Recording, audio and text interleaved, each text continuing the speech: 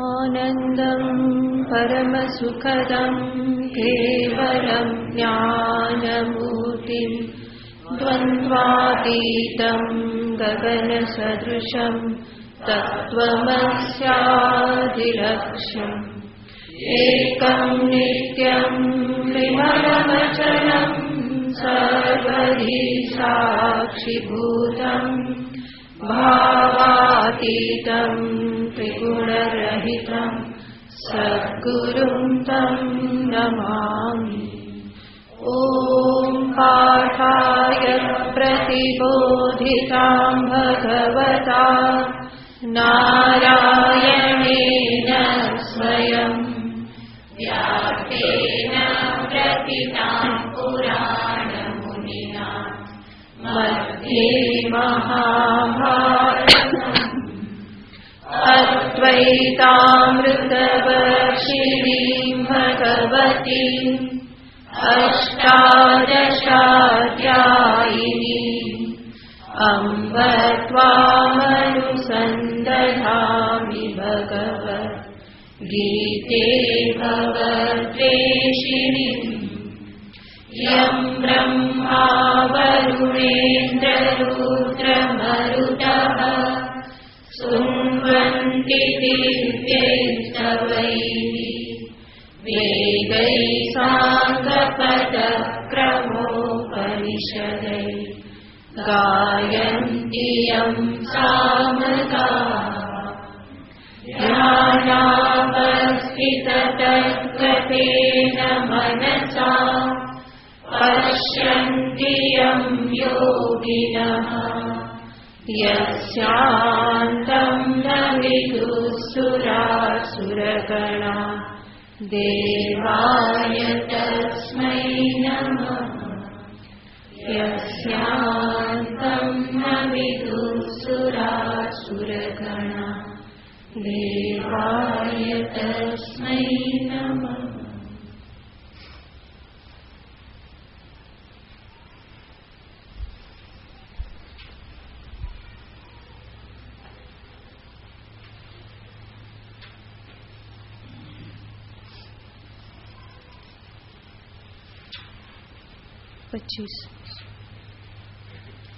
श्री भगवानुवाच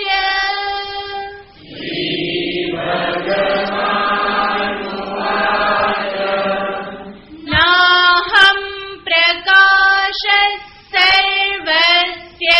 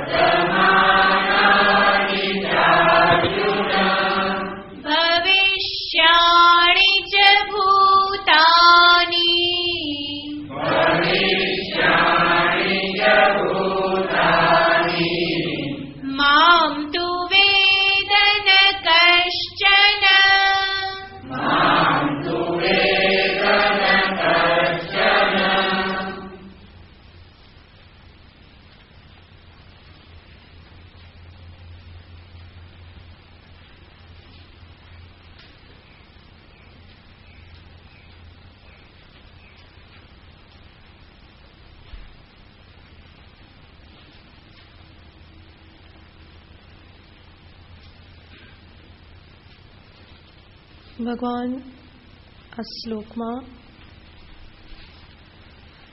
પોતાનું ઈશ્વરત્વ સર્વજ્ઞત્વ, સર્વશક્તિમત્વ એને દર્શાવી રહેલા છે. અહમ સમતીતાની વર્તમાનાની ભવિષ્યાણી ચ વેદ. હું ભાવિ, ભૂત અને વર્તમાન ત્રણેયને હું જાણું છું. તો આ ઈશ્વરનું લક્ષણ છે, જેને ત્રણેય કાળનું યુગપત જ્ઞાન થાય. યુગપત એટલે કે એક સાથે.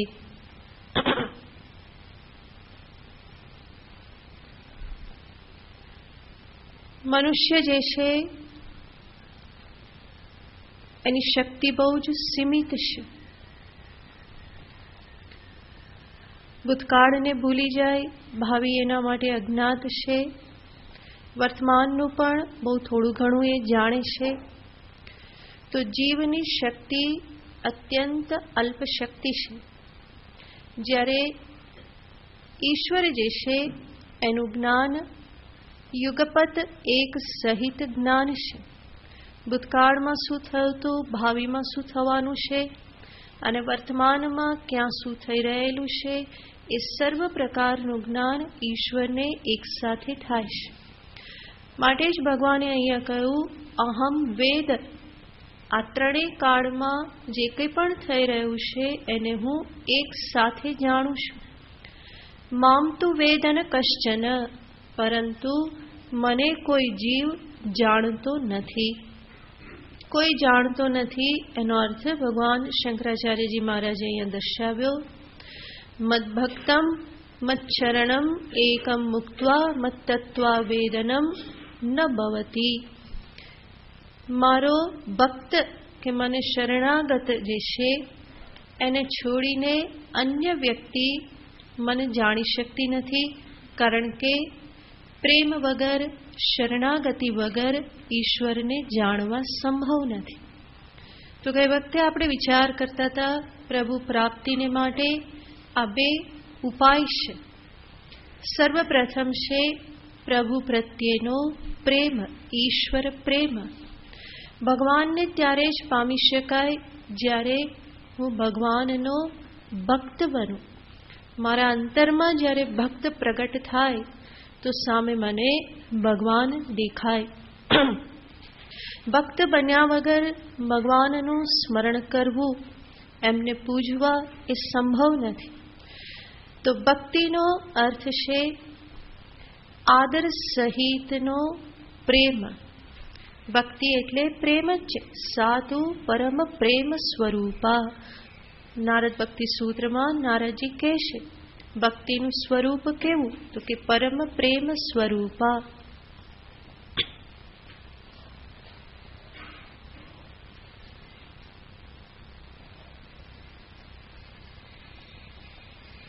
અનન્ય મમતા વિષ્ણુ. વિષ્ણુમાં, ભગવાનમાં અનન્ય મમતા. મમતા એટલે કે મારાપણાનો ભાવ. પ્રભુ મારા છે, હું એમનો છું. તો આવો આદર સહિતનો પ્રેમ જ્યાં છે એને ભક્તિ કહેવાય. અને પ્રભુને પામવા માટે સર્વપ્રથમ આ પ્રેમ જ આવશ્યક છે. વ્યવહારમાં પણ આપણે જોઈએ તો જેના પ્રત્યે આપણને પ્રેમ જાગૃત થાય એને જાણવાની ઈચ્છા થાય છે. એના વિશે વધારે ને વધારે જાણવાની ઈચ્છા થાય. જેના પ્રત્યે ભાવ જાગૃત થયો હોય, પ્રેમ જાગૃત થયો હોય, એને જાણવાની ઈચ્છા થાય. સાથે સાથે જે પ્રેમાસ્પદ છે, જેમના પ્રત્યે મને ભાવ પ્રગટ થયેલો છે, એ પણ ભાવિકની સામે, પ્રેમીની સામે પોતાના સ્વરૂપને પ્રગટ કરી દેતા અચકાતો નથી. તો આ પ્રેમ એ એવી વસ્તુ છે કે જે પરસ્પર એકબીજાને નજીક લાવે છે. એકબીજાને માટે એ જાણે કે પ્રેરક બની રહેશે. તો આવો ભક્ત કે જે પ્રેમથી ભરપૂર હૃદય ધરાવે છે અને એના પરિણામે એ ભગવાનને જે ભજી રહેલો છે એ જે એની ભાવપૂર્ણ ભક્તિ જે છે એ ભક્તિથી જ એનું અંતર વધારે ને વધારે સત્વને, શુદ્ધિને પ્રાપ્ત કરે છે. અને જેટલે અંશે અંતરમાં શુદ્ધિ આવી એટલે જ અંશે ફરી પ્રેમમાં વૃદ્ધિ થાય છે. જેટલો પ્રભુ પ્રત્યેનો પ્રેમ વધ્યો એટલી ફરી અંતરમાં સાત્વિકતા પ્રાપ્ત થાય છે. અને સાચી ભક્તિ, પ્રભુ પ્રત્યેનો સાચો પ્રેમ જે છે એ ક્યારેય પણ એક મૂર્તિમાં સંકુચિત થઈને રહેતો નથી, બલ્કિ પ્રભુ પ્રત્યેનો આવો જે પ્રેમ જે છે, આ ભક્તિ જે છે એ ધીમે ધીમે વિસ્તારને પ્રાપ્ત થાય છે. એના પરિણામે જ ભક્ત જે છે એ ભગવાનની મૂર્તિ સિવાય પણ ભગવાનના ધીમે ધીમે દર્શન કરવા લાગે છે. પોતાના ઈષ્ટદેવનું દર્શન એ મંદિર સિવાય પણ સચરાચર જગતમાં વ્યાપ્ત જે કંઈ પણ છે એમાં એ કરવા લાગે છે. મનુષ્યમાં દરેક જીવમાં એને પોતાના ઈષ્ટદેવનું અંતર્યામી રૂપે દર્શન થાય છે. એ જાણે છે દરેકનો પ્રેરક એ છે, દરેકના હૃદયમાં મારા ઈષ્ટદેવ જ બિરાજમાન છે. તો પ્રત્યેક જીવમાં એને શિવનું દર્શન થાય છે. માત્ર ચેતન જીવોમાં જ નહીં, જડ પદાર્થમાં પણ એ જુએ છે કે આ બધું તો એના થકી જ ટકી રહેલું છે. તો આવી જે ભક્તિ જે છે એ ભક્તિ એની ધીમે ધીમે વિસ્તાર પામે છે. ક્યાં સુધી વિસ્તાર પામે છે? આપણે ગયા વખતે જોયેલું હતું, એ સમસ્ત સચરાચર જગતને વ્યાપી દેશે. અંતે માત્ર એનો હું જે છે એ જ બાકી રહેશે. અને એ હુંને ઉડાવવા માટે જ જે પણ થોડી ઘણી શરણાગતિ બાકી છે એ શરણાગતિ આવી જાય, અહમ ત્યાગ થઈ જાય, તો અંતે એ પોતાને પણ ઈષ્ટદેવ સ્વરૂપ જ જુએ છે. તો બીજું સાધન કહેવામાં આવે છે અહંકાર ત્યાગ. મદ ભક્તમ મત શરણમ. ભગવાન શંકરાચાર્યજી બે શબ્દ વાપર્યા. ભક્ત શબ્દથી ઈશ્વર પ્રેમને દર્શાવે અને શરણાગતિ શબ્દથી અહંકાર ત્યાગનું સૂચન કરે છે. અભિમાન ત્યાગ. એ વખતે આપણે વિચાર કરેલો હતો, સગુણ ભક્તિ હોય કે નિર્ગુણને પામવા માટેનો પ્રયત્ન હોય, બંનેમાં અહમનો ત્યાગ કરવો જ પડે છે. સગુણ કે નિર્ગુણ કોઈની ઉપલબ્ધિ અભિમાન સાથે ક્યારેય પણ થતી નથી.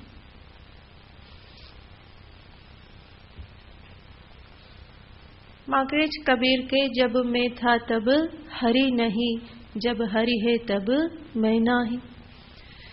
तो आ ज्ञान, निर्गुण ज्ञान को કે પછી સગુણ બ્રહ્મની ઉપલબ્ધિ કો, બંને સ્થાનમાં ભક્તે પોતાના જે કંઈ પણ રહ્યો છે અહમ જે છે એ અહમનો ત્યાગ કરવો પડે છે.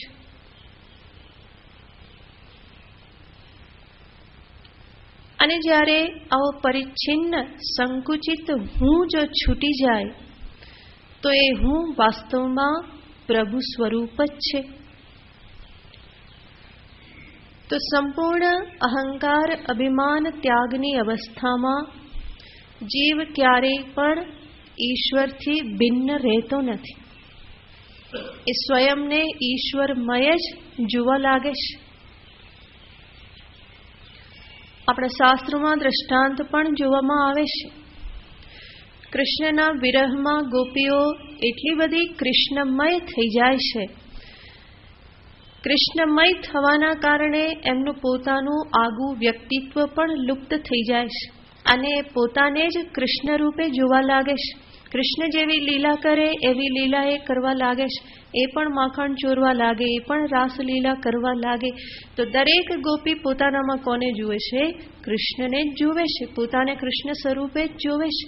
તો આ શરણાગતિની પરાકાષ્ઠા છે કે જ્યાં અભિમાન અહંકાર સંકુચિત હું, જેને જીવ ભાવ કહેવામાં આવે, એ જીવ ભાવનો ત્યાં ત્યાગ થઈ જાય છે. અને જીવ ખરેખર જો પોતાના જીવાભિમાનને ત્યાગે તો સ્વરૂપથી તો એ પરમાત્મા સ્વરૂપ જ છે. એને ભગવાનથી જો કોઈ દૂર રાખતું હોય તો એનું આ જીવાભિમાન જ છે.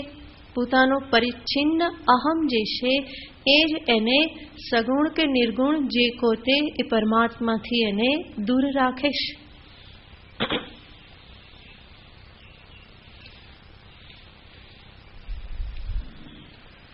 તો સમગ્ર સાધના જે છે એ સમગ્ર સાધના અભિમાન ત્યાગની સાધના છે.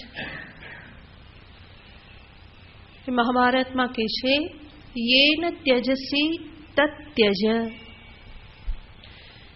અત્યાર સુધી તે ઘણો બધો ત્યાગ કર્યો, પણ હવે ત્યાગ શેનો કરવાનો છે? જેના વડે તે ત્યાગ કર્યો, જે ત્યાગીપણાના અભિમાનથી તું ત્યાગ કરતો તો એનો પણ તારે ત્યાગ કરવાનો છે. હું ત્યાગ કરું છું એમાં હું ત્યાગી, એ ત્યાગી ફરી પાછા બચી રહેશે. તો એ ત્યાગી જે છે એ ત્યાગીપણાનો અભિમાન, કારણ કે ત્યાગ કોણ કરે છે? અહંકાર જ ત્યાગ કરે છે. એ કહે છે મેં આનો ત્યાગ કર્યો, આનો ત્યાગ કર્યો, આનો ત્યાગ કર્યો, પણ એ સ્વયં તો હંમેશા બચીને રહેશે. અહંકાર જે છે મનુષ્યનો એટલો બધો ચાલાક છે કે બધું કરવા છતાં એ પોતાને તો હંમેશા બચાવીને જ રાખે છે. ક્યાંક ને ક્યાંક પોતાના માટે સ્થાન બનાવી રાખવા માંગે છે, સંપૂર્ણ એ છૂટવા માંગતો નથી. તો કોઈને કોઈ બહાના કાઢી અને પોતાનું રક્ષણ હંમેશા કરી રહેશે. ક્યાંકથી ને ક્યાંકથી એ રક્ષણ મેળવી જ લે છે.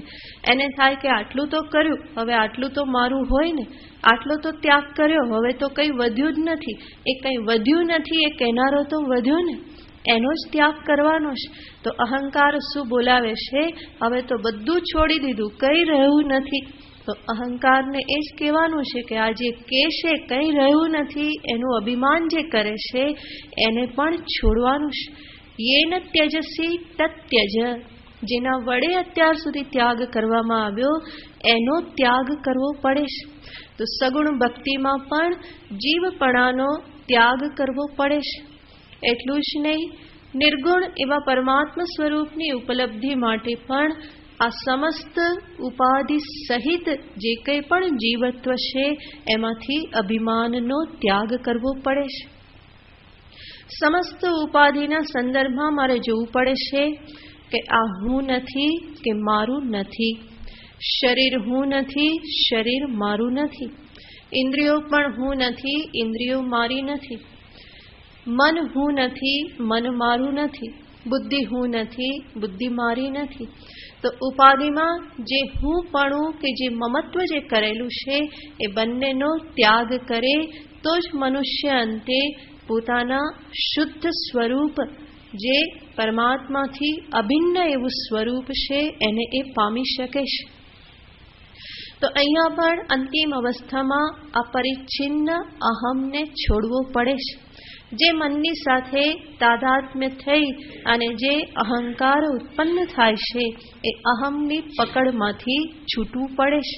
આ જે અહમ જે છે એ સોપાધિક છે, ઉપાધિ સાથેનો, અંતઃકરણ સાથેનો. અંતઃકરણ રહિતનો શુદ્ધ અહમ ચૈતન્ય એ તો પરમાત્મા સ્વરૂપ જ છે. તો જે અંતઃકરણની અહંકારા વૃત્તિ જે છે એ અહંકારા વૃત્તિને છોડવી પડે છે. અને એ રીતે જે અહંકાર ત્યાગ કરવા તૈયાર થાય, ભગવાન કહે છે એ મને પામી શકે છે, એના સિવાયનું કોઈ મને પામી શકતું નથી. તો અહીંયા જે બે શબ્દ વાપર્યા આપણને એ બંને શબ્દ બહુ જ સામાન્ય લાગે. ભગવાનને કોણ પામી શકે? તો કે ઈશ્વરનો પ્રેમી ઈશ્વરને પામી શકે અને ઈશ્વરની સામે શરણાગત થનાર, અહમનો ત્યાગ કરનાર ઈશ્વરને પામી શકે, જાણી શકે. તો આમ જોઈએ તો આ બંને શબ્દ બહુ સામાન્ય લાગે, પણ વાસ્તવમાં જોઈએ તો પ્રભુને પ્રેમ કરવો એ પણ બહુ કઠિન વસ્તુ છે. મનુષ્યનો પ્રેમ એટલી બધી જગ્યાએ વહેંચાયેલો છે કે એ અનન્ય રૂપે ભગવાનને પ્રેમ કરી શકતો નથી. ભગવાને જે કહેલું છે, અનન્યાસ ચિંતયંતો મામ યે જના પર્યુપાસતે, એ અનન્ય ચિંતન કરનારો, પ્રભુને અનકન્ડિશનલ પ્રેમ કરનારો ભક્ત કોઈક વિરલો જ હોય છે.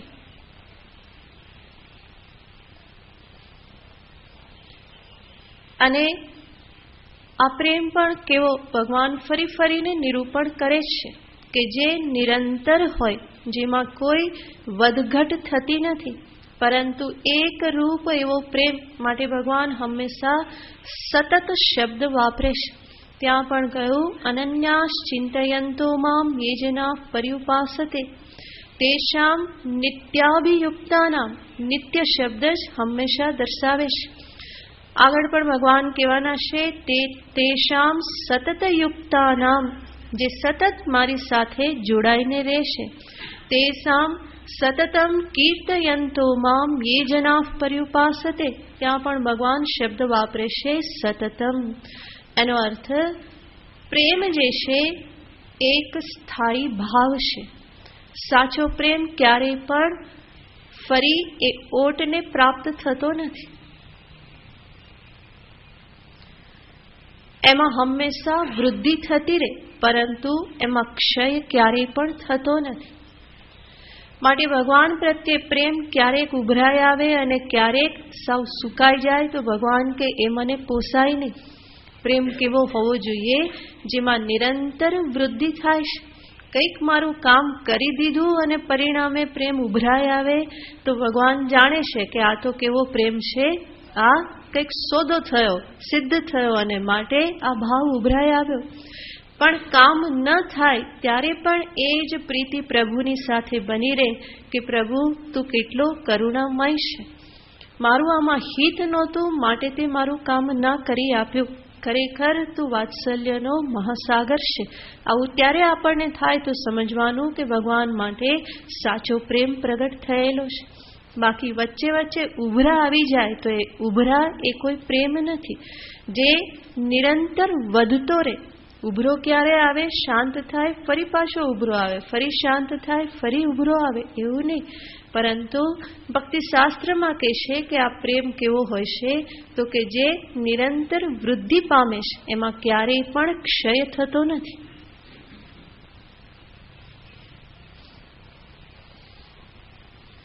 એટલું જ નહીં, પ્રેમીજનો તો કહેશે કે આ પ્રેમની પૂર્ણિમા ક્યારેય આવતી નથી, પૂર્ણ થતો નથી, એ નિરંતર વૃદ્ધિ જ પામતો જાય છે.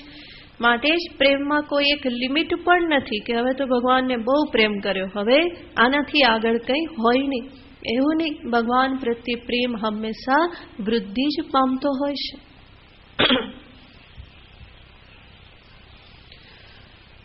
તો ઈશ્વરને આવો સતત પ્રેમ કરવો, નિર્નિમિત્ત પ્રેમ કરવો, કોઈ પણ પ્રકારની શરત વગર ઈશ્વરના પ્રેમી બનવું, એ વસ્તુ અત્યંત કઠિન છે.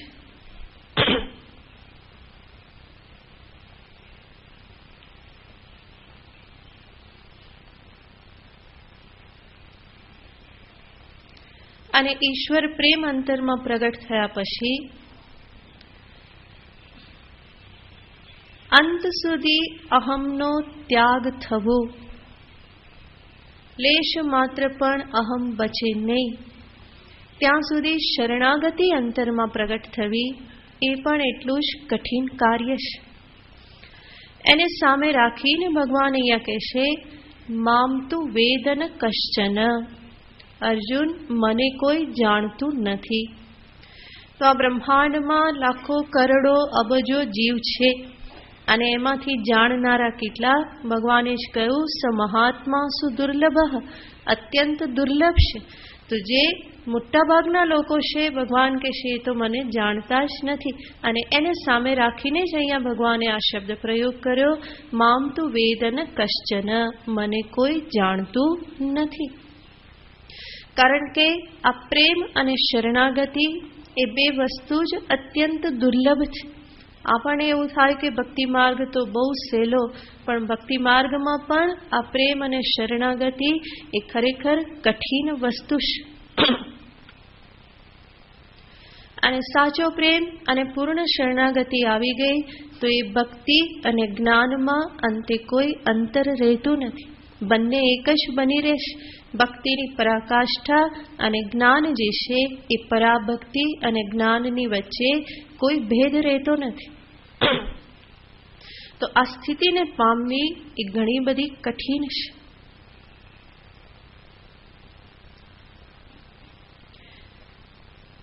તો સર્વપ્રથમ તો ઈશ્વરને જાણવાની ઈચ્છા થવી જ કઠિન છે. વ્યવહારમાં પણ આપણે જોઈએ તો મોટે ભાગે કોઈને પણ એવી ઈચ્છા થતી નથી કે હું જાદુગરને જાણી લઉં, કે જાદુગરના જે કંઈ પણ ખેલ છે એની પાછળના રહસ્યને હું જાણી લઉં. બધાને મજા કેમાં આવે છે? જાદુના ખેલ જોવામાં મજા આવે છે. તો એવી જ રીતે આ સમગ્ર બ્રહ્માંડ જે છે એ ભગવાનની માયાનો જ ખેલ છે.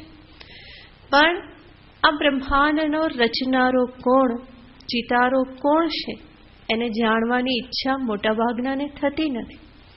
મોટાભાગના તો એ ખેલ જોવામાં જ અટવાઈ જાય છે અને એમાં એને સારું લાગે છે. ઘણા કે પણ ખરા કે ના ના બરાબર છે, આમાં સારું લાગે છે. ક્યારેક થોડીક ઈચ્છા થાય તો પણ ફરી જગતના વિષયો પ્રત્યેનું આકર્ષણ એવું હોય છે કે પેલી ઈચ્છા ફરી પાછી દબાઈ જાય છે. મારી પાસે કોઈ સાધક આવે તે કે ખબર તો છે જીવનનું લક્ષ્ય શું છે, મોક્ષ પ્રાપ્ત કરવાનો છે, આ બધું, પણ કે પેલી બાજુ પણ બહુ સારું લાગે છે, આ જગત પણ બહુ સારું લાગે છે, કે ક્યારેક તો મનને બહુ સારું લાગે અને એવું લાગે કે ના ના આ બરાબર જ છે, મુક્ત થઈને શું કરવું, ફરી ફરીને જન્મ લો. તો એમને શું કહેવાનું? એમને કહેવાનું કે બરાબર છે, પુનરપી જનનમ પુનરપી મરણમ, એ માર્ગ તમારા માટે બરાબર છે. જ્યારે એવું લાગે કે આમાંથી હવે થાક્યા ત્યારે જ આ બાજુ આવી શકાય. બાકી જ્યાં સુધી એ બાજુ રસ છે, એ રસ જ્યાં સુધી ગયો નહીં ત્યાં સુધી સાચી રીતે પ્રભુના માર્ગે ચાલી પણ શકાતું નથી. તો વિષય વાસના તો જન્મ જન્મની અંતરમાં પડેલી જ છે. એના ઉપર જ મનુષ્યએ કામ કરવાનું છે. એને વશ થઈને રહે તો એ ક્યાંય આગળ જઈ શકવાનો નથી. તો નામરૂપાત્મક જગત એ જાદુનો ખેલ છે અને મોટા ભાગનાને એ ખેલ જોવામાં આનંદ આવે છે. કઈ રીતે આ આવ્યું, કોણે કર્યું, એ જાદુગરને જાણવાની ઈચ્છા કે એના રહસ્યને જાણવાની ઈચ્છા બહુ જ ઓછા લોકોને થાય છે. મોટા ભાગના એ ખેલમાં ને ખેલમાં જ હંમેશા રચ્યા પચ્યા રહેશે. અને આશ્ચર્ય તો એ છે કે કંઈ નવું નહીં, એકનું એક જોવાનું, તો પણ એમાં શું થાય છે? મજા આવે છે. જગત જે છે એ એનું એ જ છે, પરિવર્તન કંઈ એટલા બધા તો છે નહીં. અને છતાં પણ એને એ જ ગરેડમાં ચાલ્યા જવાનું, ગોથા ખાવાનું, ઊંધા ચત્તા થવાનું, ફંગોડાવાનું, ઘુમરાવાનું, આ બધું કેવું લાગે છે? બહુ સારું લાગે છે. માણસ જાય જ છે ને આ પ્રમાણે આનંદ મેળવવા, ચકડોળમાં બેસે, શું કરવા? એમાં આનંદ શું? પણ આનંદ આવે છે. ચક્રાવે ચડવાનો એને આનંદ આવે છે. એ આનંદ ત્યાં શું કરવા આવે છે? જન્મો જન્મથી આ ચક્રાવામાં એ છે જ. અને એટલે એને એમ થાય કે આ બધું સ્થિર થઈ ગયું તો થોડી વાર ક્યાં જઈ આવીએ? ચકડોળમાં બેસી આવીએ. તો આજકાલ બધા એ પ્રમાણેના જ બધા સાધનો છે મનોરંજનના. વોટર પાર્કમાં જાય, કેમ? આમથી આમ ફંગોડાવા. કોઈ તમને આમ ફંગોડી દે તો મજા પડી જાય, દુભાકા મારવાની મજા આવે. સંસારમાં ઓછા ફંગોડાતા નથી, ઓછા દુભાકા નથી મારતા. તો એમાં જે આનંદ આવે છે એ જ આ બધી રમતોમાં આનંદ રૂપે પ્રગટ થાય છે. તો એમાં જાય છે ને એ જ બધું કરતો હોય છે મનુષ્ય. અને એમાં એને આનંદ આવે છે. ફરી ડૂબવાનું, ફરી પાછી બહાર નીકળવાનું, ફરી ડૂબવાનું, બહાર નીકળવાનું, થપાટો ખાવાની, કંઈ કરવાનું, આ બધું જ વ્યવહારમાં પ્રાપ્ત થતું હોય છે. અને છતાં પણ એનાથી મનુષ્ય ઉપરામ થતો નથી. અંતરની વાસના, સંસ્કારોનું પ્રાબલ્ય એટલું બધું છે કે કંઈ નવું ન હોવા છતાં એ ફરીને એમાં ને એમાં જ ફરી પ્રવૃત્ત થતો જાય છે. અનેક વખત જાણે છે આમાં કંઈ સુખ નથી, આ નુકસાનકારક છે, કંઈ લાભ નથી, કંઈ મેળવવાનું નથી. આ બધું જ ડાપણ હોવા છતાં પણ એ બધું જ ડાપણ એનું ક્યાંય છૂટી જાય છે. પોતાની વાસના આગળ, પોતાની લાચારી આગળ, સંસ્કારો આગળ બધું ડાપણ એ ક્યાંનું ક્યાં છોડી દેશ. માટે જ ઘણી વખત એને સમજાવવામાં આવે તો એ કહે કે મને બધી ખબર છે, હું બધું જાણું છું, છતાં પણ ગમે ત્યાં ફરી પાછું આવીને ઊભું રહી જાય છે. બધી ખબર છે, બધું જાણું છું, તો હવે એને સમજાવે પણ કોણ? બધું ડાપણ હોય તો પછી ડાપણ બીજું આપે કોણ? તો સર્વ પ્રકારે તો ભાન છે, ડાપણ છે, અને છતાં પણ સમજે નહીં તો એને સમજાવવું બહુ કઠિન છે. બીજા કોઈને તમે સમજાવી શકો, વિવેક કરાવી શકો, પ્રેરણા આપી શકો, પણ બધું કીધા પછી કે આ તો બધી મને ખબર જ છે, તો હવે બીજું શું થાય? બીજું કોઈ ત્યાં કંઈ કરી શકે નહીં. તો આ જગત જે છે, નામરૂપાત્મક જગત, એના પ્રત્યેનું આકર્ષણ, વિષયો પ્રત્યેનું આકર્ષણ, આ બધું એટલું બધું અંતરમાં દ્રઢમૂળ થયેલું છે કે જેના પરિણામે જગતનું અધિષ્ઠાન, જગતના કર્તા, જગન્નાથ એવા જે પ્રભુ જે છે એને જાણવાની, એની સાથે એક થવાની, આ રહસ્યને પામવાની ઈચ્છા કોઈક જ વ્યક્તિમાં ઉત્પન્ન થાય છે. માટે ભગવાને કહ્યું, મામ તુ વેદન કશ્ચન, મને કોઈ જાણતું નથી. અહીંયા ભગવાને દર્શાવ્યું, આગળના શ્લોકમાં પણ ભગવાને કહ્યું કે યોગ માયાથી હું આવૃત થઈને રહું છું. યોગ માયાથી પ્રભુ આવૃત થઈને રહેશે. આ યોગ માયા શબ્દ અત્યંત વિસ્તૃત શબ્દ છે, જેને આપણે માયા એવું જ સમજવાનું. એ માયાનું જ ઘણું બધું કાર્ય છે, અને એ માયાના જ કાર્યરૂપ એવા ઘણા બધા પ્રતિબંધો મનુષ્યના અંતરમાં છે, જેના પરિણામે એ પ્રભુને જાણી શકતો નથી. તો એવા કેટલાક મુખ્ય પ્રતિબંધનું ભગવાન આગળના શ્લોકમાં નિરૂપણ કરે છે. ઈચ્છા દ્વેષ સમુત્થેન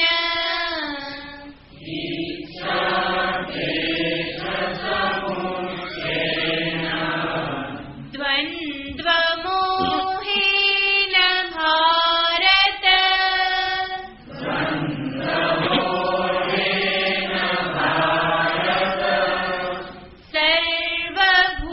સર્વભૂતાનિ સમ્મોહં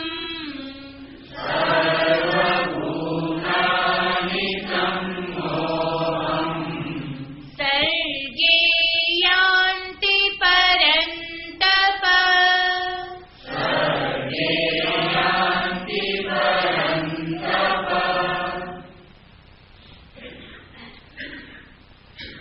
માયાનું જ કાર્ય છે મનુષ્યના અંતરમાં રહેલા રાગ અને દ્વેષ. ભગવાન અહીંયા એને જ મુખ્ય પ્રતિબંધ રૂપે જણાવે છે. ઈચ્છા દ્વેષ સમુત્થેન. ઈચ્છા એટલે કે રાગ, કંઈક પ્રાપ્ત કરવા માટેની ઈચ્છા. એ વસ્તુ પ્રત્યેનો રાગ એને ઈચ્છા શબ્દથી દર્શાવે છે. અને દ્વેષ, તો ઈચ્છા અને દ્વેષના પરિણામે સમુત્થેન ઉત્પન્ન થયેલ, દ્વંદ્વ મોહેન રાગ અને દ્વેષથી ઉત્પન્ન થયેલા દ્વંદ્વ મોહના કારણે.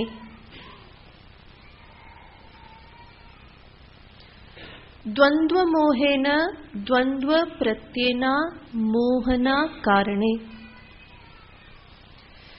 તો અંતરમાં રહેલા રાગ દ્વેષના સંસ્કાર મોહને જન્મ આપે છે, મૂઢતાને જન્મ આપે છે.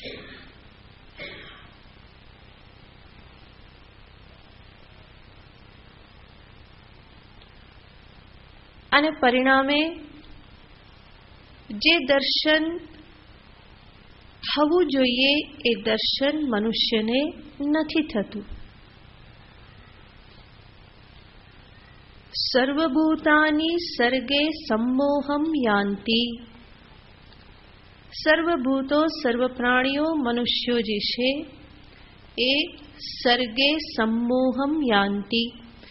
સર્ગે એટલે કે આ સૃષ્ટિમાં, સૃષ્ટિના પ્રારંભમાં કો કે સૃષ્ટિમાં કો એ સંમોહનને પ્રાપ્ત કરે છે. સમસ્ત ગીતાનું અવલોકન કરતા આપણને ખ્યાલ આવે છે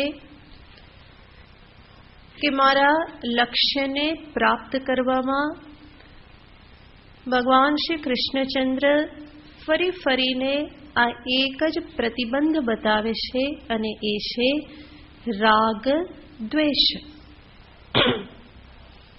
એ જ સૌથી મોટી અડચણ છે. મારી સર્વ સમસ્યાનું મૂળ આ રાગ દ્વેષમાં રહેલું છે.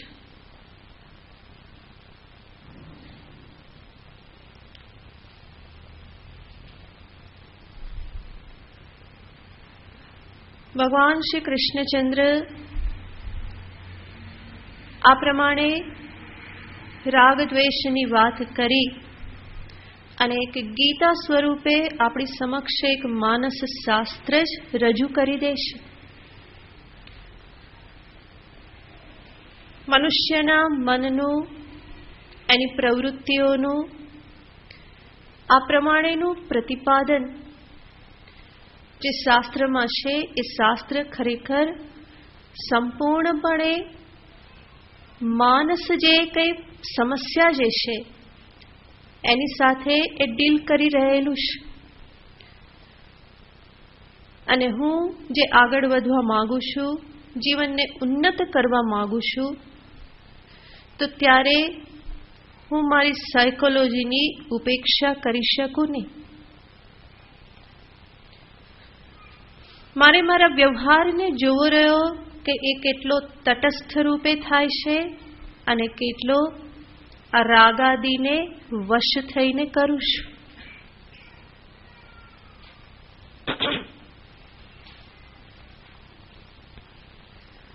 સવારથી સાંજ સુધીના વ્યવહારનું આપણે અવલોકન કરીએ તો દેખાશે કે મોટા ભાગનો વ્યવહાર 98% વ્યવહાર બધો રાગ દ્વેષના આધારે થાય છે. તટસ્થતા હું ક્યારેક જ ધારણ કરી શકું છું.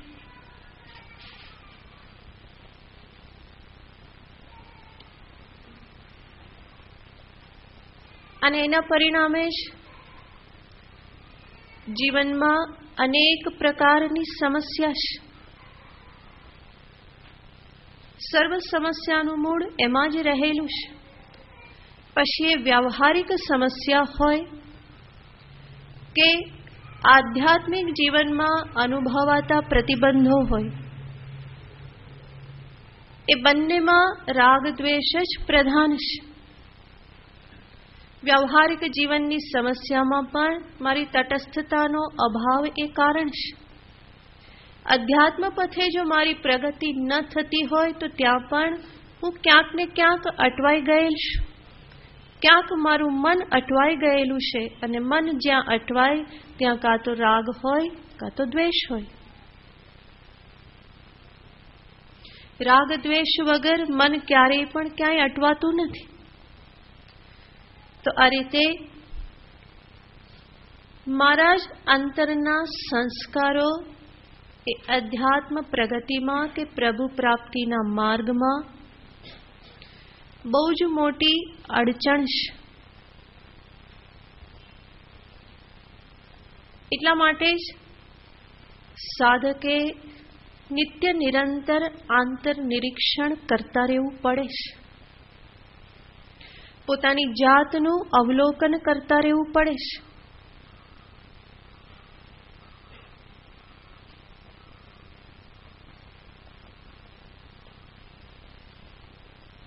તો જ એ પ્રગતિ સાધી શકે. પછી એ કર્મમાર્ગી હોય, એ ભક્ત હોય, એ જિજ્ઞાસુ હોય કે પછી અષ્ટાંગ યોગી હોય, ગમે તે પથનો પથિક હોય આંતરનિરીક્ષણ સિવાય એની કોઈ પ્રગતિ થતી નથી. બધા જ સાધનો મને પૂર્ણપણે ત્યારે જ ફળ આપી શકે જ્યારે હું સાથે સાથે મારા જીવનનું અવલોકન કરતો છું.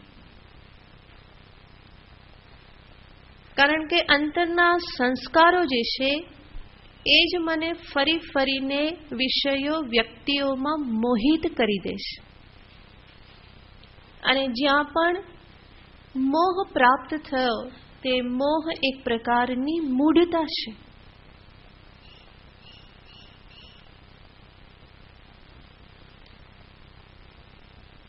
એ મોહ દશામાં કે મૂઢ દશામાં મનુષ્ય યોગ્ય વિચાર કરી શકતો નથી, યથાર્થ દર્શન કરી શકતો નથી.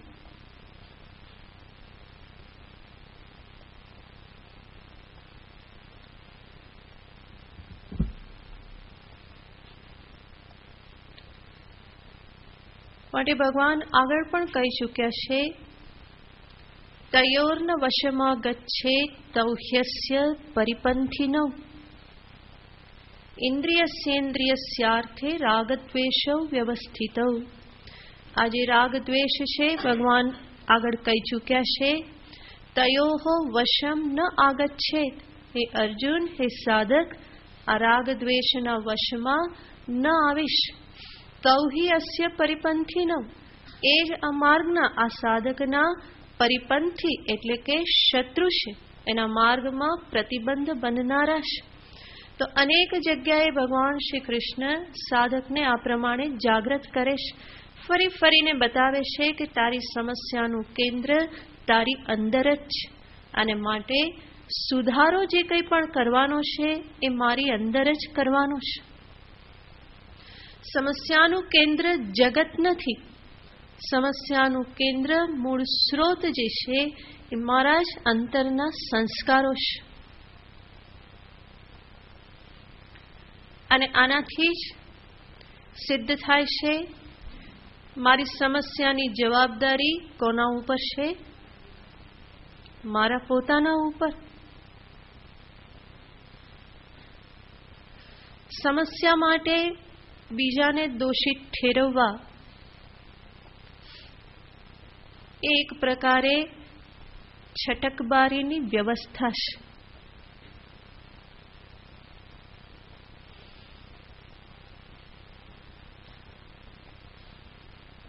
અને જ્યારે હું આ સમજતો થઉં કે મારી સમસ્યાનું મૂળ હું પોતે જ છું, ત્યારે સમજવું કે હવે હું સાધક બન્યો છું.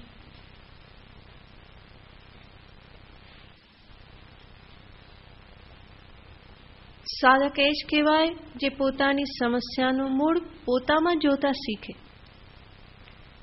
બીજાનો દોષ છે, બીજાની તકલીફ છે, બીજા આમ કરે છે,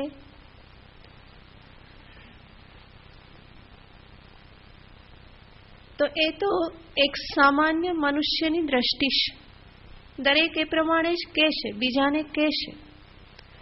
પણ જો હું બીજાથી પોતાની જાતને થોડો જુદો કેવડાવવા માંગતો હોઉં, બીજાથી પોતાની જાતને હું થોડો એક મુઠ્ઠી ઉપર એવો કેવડાવવા માંગતો હોઉં, સાધક પોતાની જાતને હું કેવડાવવા માંગતો હોઉં, તો મારે મારી સમસ્યાની જવાબદારી મારા પોતાના શિરે લેવી રહી, નહીં તો હું સાધક બનું નહીં.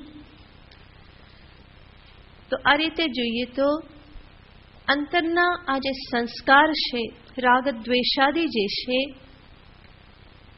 ભગવાન કહેશે કે એ જ મારી પ્રાપ્તિમાં અડચણરૂપ છે. યોગ માયાથી હું સમાવૃત થઈને રહું છું, મારું યોગ્ય દર્શન એને થતું નથી, એનું પોતાનું પણ યોગ્ય દર્શન એને થતું નથી, અને જગતને પણ એ યથાર્થ સ્વરૂપે પામી શકતો નથી. તો ઈચ્છા અને દ્વેષ, ભગવાને રાગને માટે અહીંયા શબ્દ વાપર્યો છે ઈચ્છા. ઈચ્છા દ્વેષ સમુત્થેન દ્વંદ્વ મોહેન.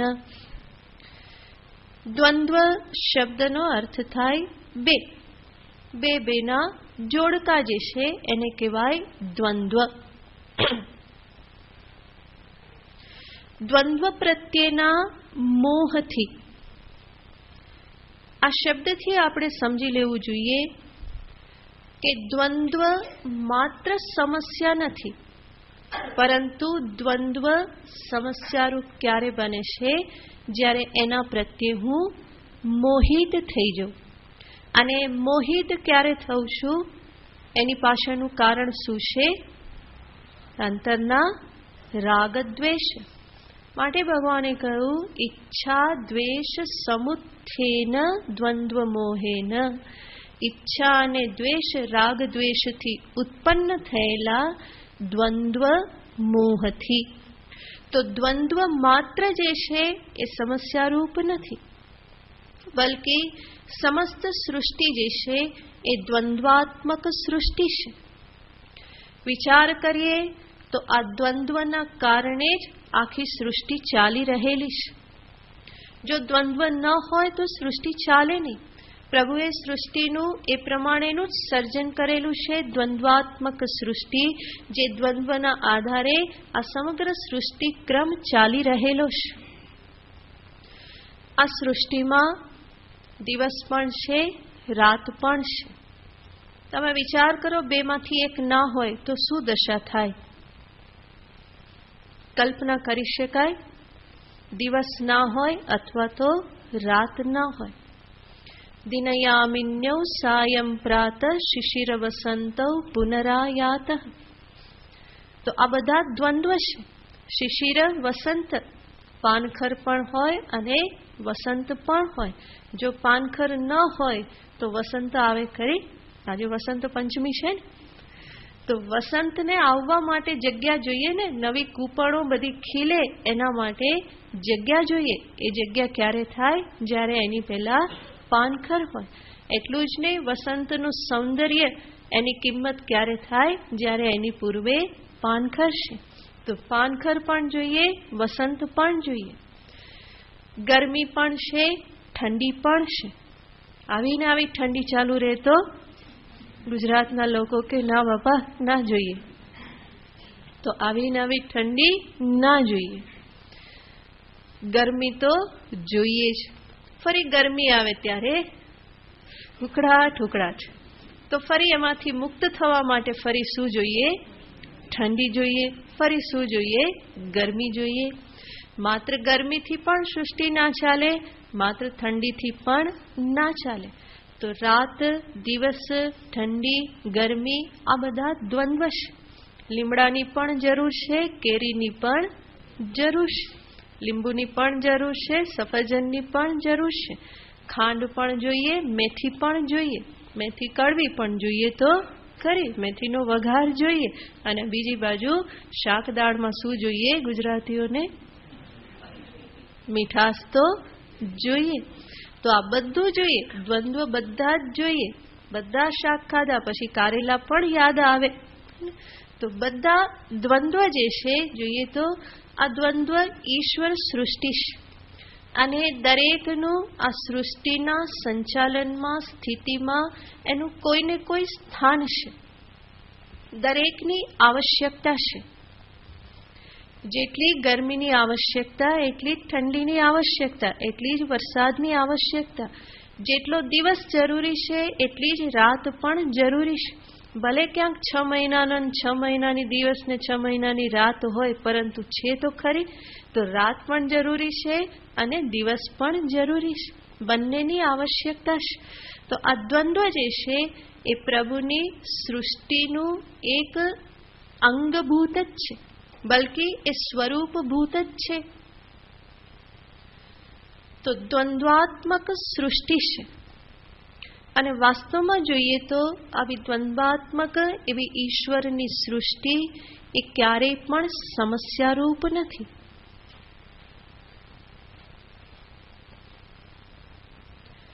તો અનેક દ્વંદ્વોનું સંયોજન આ સૃષ્ટિ છે. પણ તકલીફ ક્યારે થઈ? તો કે ઈશ્વરે આજે અનેક દ્વંદ્વોની સૃષ્ટિ કરી, સર્જન કર્યું, એનાથી આગળ જઈ અને મનુષ્યએ પણ એક દ્વંદ્વનું સર્જન કર્યું, અને એ કયું? રાગ દ્વેષ. અને એ રાગ દ્વેષનો સપાટો બધા દ્વંદ્વો ઉપર ભૂલાઈ દીધો. એના વગરના કોઈ દ્વંદ્વ રહ્યા નહીં. પરિણામે દરેક દ્વંદ્વની પાછળ શું લાગી ગયું? આ ગમે, આ ના ગમે. ગરમી ના ગમે, ઠંડી ગમે. અત્યારે ઠંડી ના ગમે, ગરમી ગમે.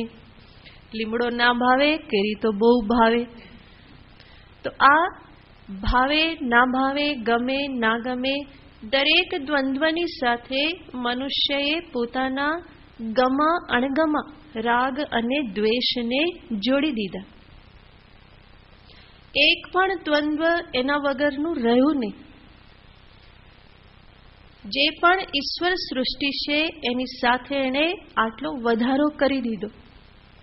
ભલે ભગવાને બનાવ્યું, પણ તોય આ મને ગમે ને આ તો ના જ ગમે. તો પ્રત્યેક દ્વંદ્વની સાથે ગમા અણગમા, રાગ દ્વેષને એણે જોડી દીધા. અને એ રાગ દ્વેષના ચશ્માથી જ સમગ્ર સૃષ્ટિનું દર્શન થાય. માટે થાય શું? તો કે જેવી સૃષ્ટિ છે, ઈશ્વરની જેવી સૃષ્ટિ છે, એ સૃષ્ટિનું મનુષ્ય દર્શન કરતો જ નથી. એ કઈ સૃષ્ટિનું દર્શન કરે છે? પોતાના રાગ દ્વેષથી રંગાયેલી એવી પોતાની આગવી સૃષ્ટિનું જે દર્શન કરે છે. અને જ્યાં પોતાના રાગ દ્વેષ આવ્યા તો તરત જ શું થશે? આ ગમે છે માટે એ જોઈએ, એને હું વળગું. આ નથી ગમતું, એનાથી હું ભાગું. તો તરત શરૂ શું થઈ ગયું? વળગવાનું, ભાગવાનું. જ્યાં મનુષ્ય વળગતો હોય કે ભાગતો હોય તો ત્યાં એ તટસ્થ રહી શકે નહીં. જ્યારે તટસ્થ દ્રષ્ટિ હોય તો ત્યાં વળગવાનું, ભાગવાનું કંઈ રહેતું નથી. પણ એવી દ્રષ્ટિ રહેતી નથી. માટે ભગવાને અહીંયા કહ્યું, ઈચ્છા દ્વેષ સમુત્થેન દ્વંદ્વ મોહેન. એટલું જ નહીં, આ રાગ દ્વેષ રૂપી દ્વંદ્વ જે છે, અને એનું પ્રાબલ્ય એટલું બધું છે કે જેના પરિણામે વ્યક્તિ મૂઢ થઈ જાય છે. તીવ્ર રાગ, તીવ્ર દ્વેષ જે છે એ એને મૂઢ બનાવી દેશે.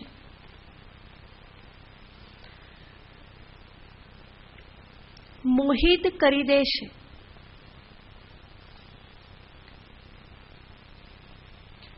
રાગથી બુદ્ધિ રંગાઈ જવી એ પણ મોહ છે, દ્વેષથી રંગાઈ જવી એ પણ મોહ છે એક પ્રકારનો.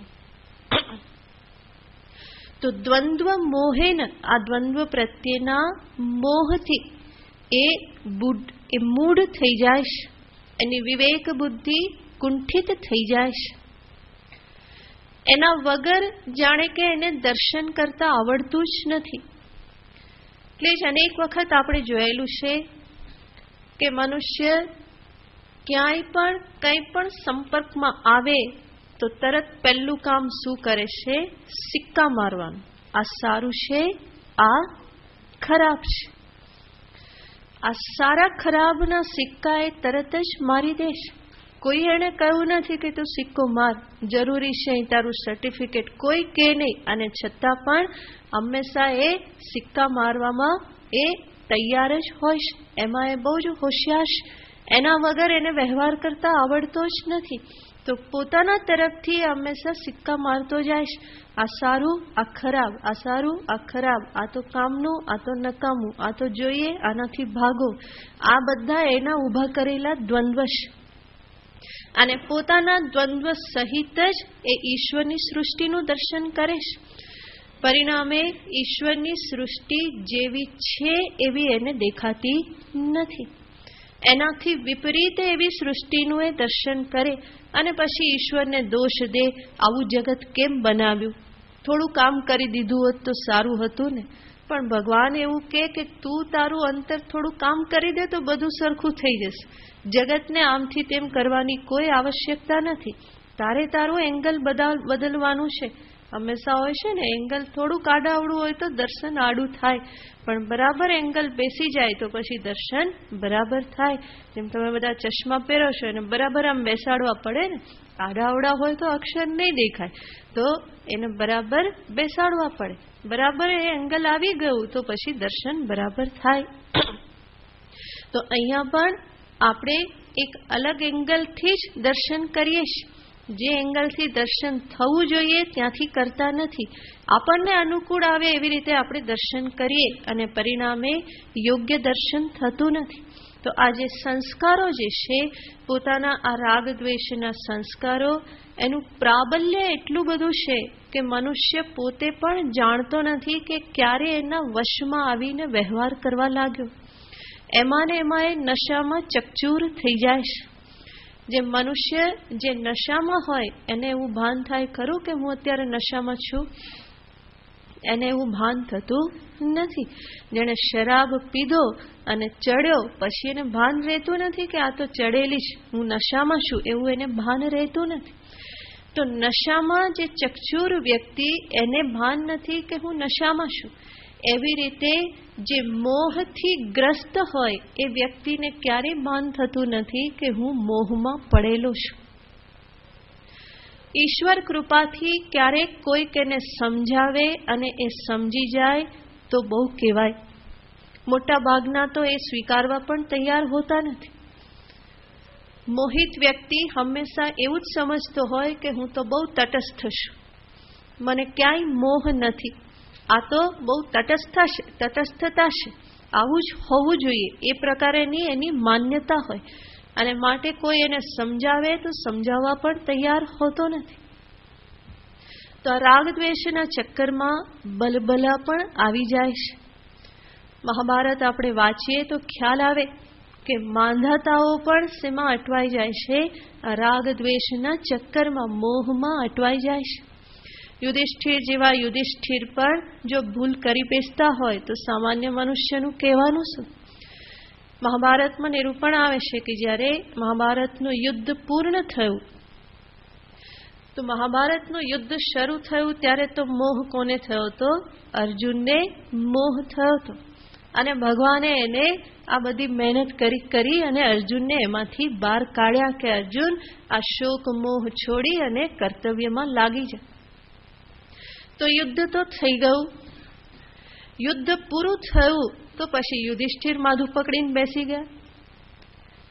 જેવું યુદ્ધ પૂરું થયું કે યુધિષ્ઠિરને હવે થવા લાગ્યું વિજય તો પ્રાપ્ત થયો, પણ વિજયનો આનંદ તો ક્યાંય દૂર રહ્યો. એ તો શોકગ્રસ્ત થઈ ગયા અને કહેશે કે મારા હાથે આ બધાની હત્યા થઈ, મારી શું ગતિ થશે, કેટલું બધું મેં હિંસા કરી, હવે આવા રાજ્યને હું શું કરું, આવા ધર્મને હું શું કરું. આ પ્રમાણે કેટલો બધો શોક કરે છે. અને એ હસ્તિનાપુરમાં પ્રવેશ કરતા નથી, બહાર ને બહાર જ છે. યુદ્ધની છાવણીઓને બધું હતું ત્યાં ને ત્યાં જ છે. ત્યાંથી એ નગર પ્રવેશ કરતા નથી રાજા તરીકે. કોઈ રીતે એમનું મન તૈયાર થતું નથી.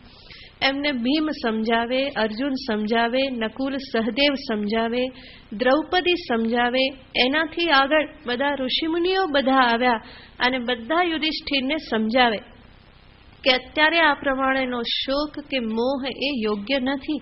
હવે તમે વિજયને પ્રાપ્ત કર્યો છે, તમે રાજા થયા છો, હવે એક રાજા તરીકેના કર્તવ્યને તમે હવે સ્વીકારી લો, રાજધર્મનું પાલન કરો, પ્રજા તમારી રાહ જુએ છે. તો પણ યુધિષ્ઠિર હલે નહીં. કેટલા બધા ઋષિમુનિઓ એને સમજાવ્યા, નારદજી એને સમજાવે, ભગવાન વેદવ્યાસજી સમજાવે, કેટલા ઋષિઓ, દૌમ્ય ઋષિએ એને સમજાવ્યા અને આગળના કેટલા બધા રાજાઓના દ્રષ્ટાંત આપીને સમજાવે, રાજાઓના ચરિત્રો સમજાવે અને કે જો એ રાજા આટલો બળવાન હતો, એના પુત્રો આટલા બળવાન હતા, પણ આજે કોઈનું નામ નિશાન રહ્યું નથી. સીધો યુધિષ્ઠિરને કે તમારા બધા ભાઈ ભાંડુ કૌરવો કે બીજા બધા અભિમન્યુ આદિ સંતાનો કરતા અનેક ગણા એ વધારે ઉન્નત, વધારે શ્રેષ્ઠ હતા અને છતાં પણ બધા મૃત્યુને પામ્યા જ છે. આ અનેક દ્રષ્ટાંતો આપે અને છતાં પણ યુધિષ્ઠિર સમજતા નથી.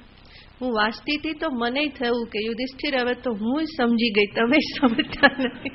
આવ્યા જ કરે યુધિષ્ઠિર સમજે જ નહીં. ફરી ફરીને એનો એ જ શોક, એનો એ જ મોહ. આ બધી સ્થિતિમાં પછી ભગવાન કૃષ્ણ ઊભા થયા અને ભગવાન કૃષ્ણએ પણ એમને સમજાવ્યા, તોય ગાડું ચાલ્યું નહીં. પછી વ્યાસજીએ એમને કહ્યું, થોડુંક મનમાં સારું લાગ્યું ને તૈયાર થયા અને પછી કહેશે કે સારું, કે હું રાજધર્મનું પાલન કેવી રીતે કરું, મારે એ બધું જાણવું છે, શીખવું છે, આપ મને બતાવો. ત્યારે ભગવાન વેદવ્યાસ કહેશે કે તમારે આ રાજ્ય ધર્મ જો જાણવું હોય તો તમે ભીષ્મ પિતામહ પાસે જાઓ. એ ઉત્તરાયણની પ્રતીક્ષામાં છે, હમણાં સમય થઈ ગયો છે, દેહ છોડી દે એ પેલા એમની પાસેથી તમે બધું જાણી લો. આવું કહ્યું તો ફરી યુધિષ્ઠિર માથું પકડીને બેસી ગયા. અરે રે, ભીષ્મને તો અમે કેવી રીતે હણ્યા, હવે એની પાસે હું કયું મોઢું લઈને જાઉં. આ ફરી પાછા ગાણા ગાવાના શરૂ કરી દીધા. પછી ભગવાન કૃષ્ણને થયું કે આ એમનેમ તો પપલાવાથી તો નહીં થાય. ભગવાન કૃષ્ણનું કામ તો એ જ છે, બધાને બરાબર ચાપકા મારીને ઊભા કરવા. કારણ કે આમે 18 દિવસે કેવું કામ કર્યું હતું, ઘોડા ચલાવવાનું જ કામ કરેલું છે. પછી ભગવાન કૃષ્ણ ઊભા થઈને યુધિષ્ઠિરને કહેશે, કડક શબ્દમાં કહેશે કે યુધિષ્ઠિર, હવે આ શોક કરવાની હઠનો ત્યાગ કરો. કે ભગવાન એને હઠ કહેશે. કેટલાક માણસો શોકને હઠપૂર્વક પકડી રાખતા હોય, એને ગમે એટલું સમજાવવામાં આવે તોય પાછી પોક મૂકે. ફરી આપણે એને સમજાવીએ અને શાંત થાય, આપણને એમ થાય કે હવે તો સમજી ગયા, પણ જેવું પૂરું થાય ફરી પોક મૂકવાનું ચાલુ થાય. તો ભગવાનને પણ થયું કે આ યુધિષ્ઠિર પણ એવું જ કરે છે અને માટે કહેશે, યુધિષ્ઠિર, આ શોક કરવાની હઠનો હવે ત્યાગ કરો. કે આ તમને શોભા આપતું નથી. ચૂપચાપ ઊભા થાવ, વેદવ્યાસજીએ જે આજ્ઞા કરી છે એ આજ્ઞા માથે ચડાવો અને ભીષ્મજી પાસે પહોંચી જાઓ. કૃષ્ણના આવા શબ્દો સાંભળીને પછી યુધિષ્ઠિર ઊભા થઈ ગયા અને થયું કે હવે તો નહીં ચાલે. તો મોહનો નશો, શોકનો નશો જે છે એ આ ભગવાનના શબ્દોથી હટ્યો. તો મનુષ્યને આ પણ હઠ હોય છે, માત્ર બીજી બધી હઠ કરે એવી નહીં, એ રડવાની પણ હઠ કરે કે એને રડવું ગમે, એ શોકમાં રહેવું, મોહમાં રહેવું એને ગમે. એ શું બતાવે છે? એના અંતરના આ રાગ દ્વેષનું પ્રાબલ્ય છે. એટલું બધું જોર છે કે એને વિવેક કરવા દેતા નથી. બધું સમજે અને છતાં પણ મોઢું લટકાવીને બેસી જાય. ફરી સમજાવવામાં આવે, ફરી મોઢું એનું લટકી જાય. ખબર ના પડે, સવારે હસતો હોય ને ક્યારે બધો ફ્યુઝ ઉડી જાય કઈ ખબર પડે. તો આ પ્રમાણેની હઠ જે કરે એની પાછળ પણ કારણ શું છે? આ અંતરના સંસ્કારોનું પ્રાબલ્ય છે. તો ભગવાન એને જ અહીંયા કહેશે કે દ્વંદ્વ મોહે ને યુધિષ્ઠિર જેવા યુધિષ્ઠિર ધર્મરાજા પણ ફરી ફરીને શોકને પકડીને બેસી જાય છે. અર્જુન પણ ઘડીકમાં છોડતા નહોતા. ભગવાને તો એને કહ્યું, ક્લૈબ્યમ માસ્મગમ પાર્થ નૈતત્વૈ ઉપપદ્યતે. તોય ફરે અર્જુને શું શરૂ કર્યું? કથમ ભીષ્મમહમ સંખ્યે દ્રોણમ ચ મધુસૂદન. કેવી રીતે ભીષ્મને મારું, દ્રોણને મારું. ભગવાનને એમ કે અર્જુન હમણાં ઊભો થઈ જશે આમ કહીશ એટલે, મેં એને તો પાછું એ જ શરૂ કર્યું. તો ભગવાને એને પણ ફરી ફરીને કહેવું પડ્યું. તો અર્જુન, યુધિષ્ઠિર જેવા પણ જો આ રીતે આ પરિસ્થિતિને વશ થઈ જાય છે તો સામાન્ય મનુષ્યનું ગજુ શું? અહીંયા એવું જરૂર નથી કે અર્જુન કે યુધિષ્ઠિરના દ્રષ્ટાંત આપીને આપણે એને સાંભળીને હતાશ થઈએ અને ફરી એ હઠ પકડીને બેસી જઈએ કે ભાઈ આમને થયું તો હવે અમારું તો શું. એમાંથી બહાર કાઢવા માટે તો આ બધી વાત થાય છે. કહેવાનું તાત્પર્ય છે કે મોટા મોટા લોકો પણ રાગ દ્વેષના ચક્કરમાં આવી જાય છે, પોતાના સંસ્કારોને વશ થઈ જાય છે અને માટે એના માટે હંમેશા સજાગ રહેવાનું હોય. ક્યારેય પણ ઓવર કોન્ફિડન્સ ન રાખીએ, પોતાની જાતનું કડક નિરીક્ષણ હંમેશા થતું રહે. ક્યાં હું અટવાઈ જઉં છું, ક્યાં હું લાચાર થઈ જઉં છું, ક્યાં મારે જે કરવું જોઈએ હું કરતો નથી, ન કરવાનું હું કરી બેસું છું, આની પાછળનું કારણ શું છે? એવી તો કઈ મારી લાચારી છે, એવી તો કઈ પરાધીનતા છે? કોણ મને અંદરથી ધક્કો મારે છે? કેન પ્રયુક્તો હેમ, કોનાથી પ્રયુક્ત થઈને હું કરું છું? ભગવાન તો જવાબ આગળ આપી જ ગયેલા છે. કામ એશ ક્રોધ એશ રજોગુણ સમુદ્ભવ. આ કામ ક્રોધ, એ કામને જ ભગવાન અહીંયા રાગ દ્વેષ રૂપે દર્શાવે છે. ઈચ્છા દ્વેષ સમુત્થેન. તો ફરી ફરીને આ રાગ દ્વેષની ભગવાન વાત કરે છે, કારણ કે એ જ મનુષ્યને હંમેશા બંધનમાં રાખે છે. એનાથી જ વીંટળાઈ ગયેલો છે. વિત્ત મોહ, ધન મોહ, પુત્ર મોહ, ગૃહ મોહ, સત્તાનો મોહ, આ બધા મોહ છે. તો સૃષ્ટિના જે વિષયો, વ્યક્તિઓ, સંબંધો, એના પ્રત્યેનો જે આ પ્રમાણેનું રાગ દ્વેષના પરિણામે જે એના પ્રત્યેનો ઝુકાવ કે એનાથી ભાગવાની વૃત્તિ, એના પરિણામે બુદ્ધિ બેર મારી જાય છે, બુઠ્ઠી થઈ જાય છે.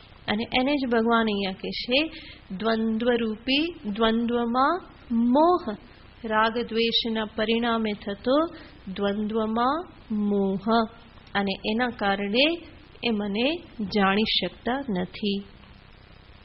આગળનું પછી